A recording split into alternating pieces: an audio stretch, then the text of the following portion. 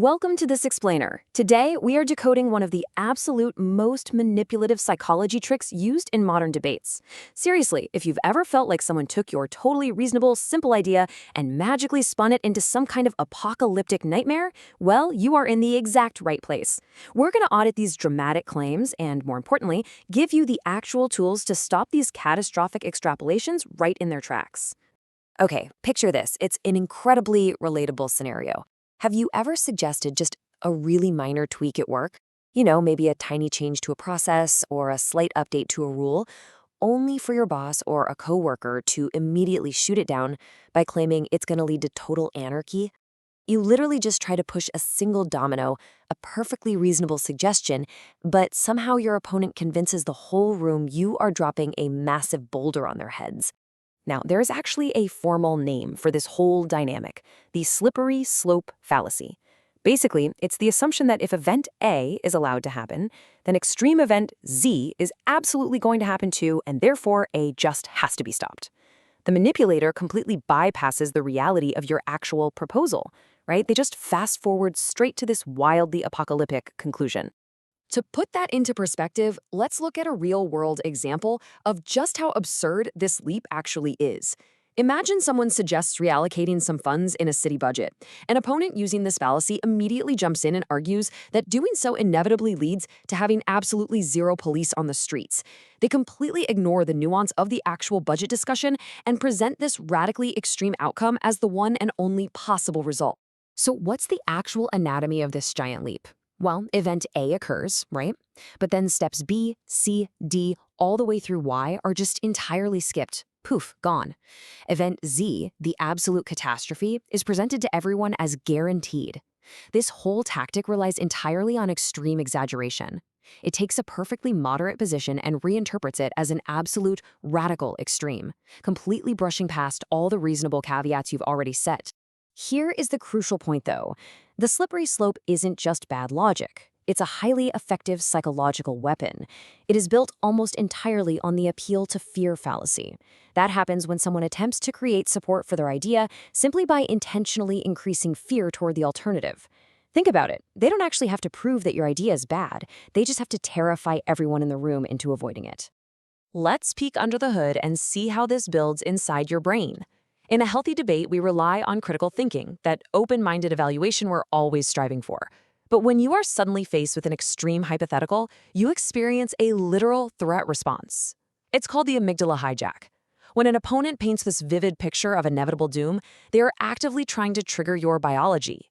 Your amygdala, which is your brain's ancient alarm system, simply cannot tell the difference between someone disagreeing with a policy and someone physically threatening your survival. And when that defensive cascade activates, your heart rate significantly spikes. And as a direct result of that, your reasoning quality totally tanks.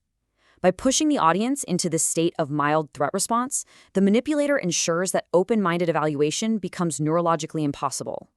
You literally can't think straight, because your biology is just screaming at you to fight or flee. So how do we logically break this biological tension? Well, think of this analogy. Arguments are like bridges. You wouldn't drive your car across a bridge made of toothpicks, no matter how much you believed in it, right? A slippery slope argument is a toothpick bridge. It completely lacks logical strength because the premises, the actual facts in front of you, provide absolutely zero structural support for that terrifying conclusion waiting at the end. Okay, so how do we actually survive this panic in the moment? The golden rule is really simple. Do not defend event Z. Do not let them drag you all the way down to the bottom of the hill just to argue about the apocalypse. Instead, you've got to hold your ground and establish absolute boundaries right there at event A. And you do this by deploying what we call the friction framework. Here is your simple 3-step system to install friction and halt their panic right in its tracks. We're going to walk through each of these. Step 1 is check logical strength. Step 2 is expose the exaggeration. And step 3 is deploy the RISA filter. Let's break down exactly how you execute these in your next debate.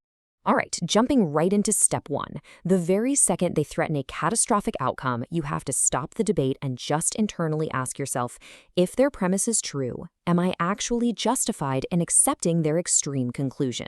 This quick mental pause is absolutely crucial. It stops your own amygdala from being hijacked and lets you accurately spot the structural weakness in their little toothpick bridge. Moving on to step two, where you need to expose the exaggeration out loud. Calmly state to them, you are assuming that if we allow A, Z is automatically guaranteed. Again, remember our rule, do not defend the catastrophe. Just clarify that you aren't advocating for some wild lack of restrictions, but you're leaving room for a moderate, highly controlled position. You are basically exposing their massive logical leap for everyone in the room to hear. And that brings us to step three, deploying the RISA filter. This is a brilliant tactic utilized by Harvard debate coaches to basically pick their fights wisely. RISA stands for real, important, specific, and aligned. When you're facing a slippery slope, you use this filter to force your opponent away from their wild hypotheticals, demanding that they be incredibly specific about the actual topic you're trying to discuss. So how does that sound in a real conversation? The crucial part is applying that specificity in real time. You can say something like, we are not debating the hypothetical collapse of society here. Can you provide any evidence against this specific policy, or do you only have hypothetical fears? It's incredibly powerful. It forces them right back to reality and challenges them to provide actual concrete evidence against the isolated policy on the table today. But sometimes they just keep pushing. If they are still trying to hijack your amygdala and they refuse to let go of their doomsday scenario, well, it is time to pull out the ultimate psychological cheat code for the doomsday debater. You are going to look them dead in the eye, give a slight smile, and deliver this exact phrase. I appreciate your vivid imagination, but right now we are dealing in facts, not science fiction. Let me know when you'd like to return to the present moment. Boom. It's polite, it is firm, and if you use it, you will literally watch their manufactured panic completely evaporate. Because look, at the end of the day, genuine debate requires a few key elements. It requires intellectual humility, it requires discussing present facts, not the future, and it fundamentally requires rejecting paranoid hypotheticals. If someone cannot meet these criteria, guys, they aren't debating you, they're just trying to manipulate you. As we wrap up this explainer, I want to leave you with this final thought. Do you have the intellectual humility to stick to the facts? And what hypothetical disaster are you going to dismantle first? I challenge you to take this friction framework into your very next negotiation. Spot those toothpick bridges and absolutely refuse to let them push you down that hill. Thanks for hanging out and exploring this with me today. Stay sharp out there and keep learning.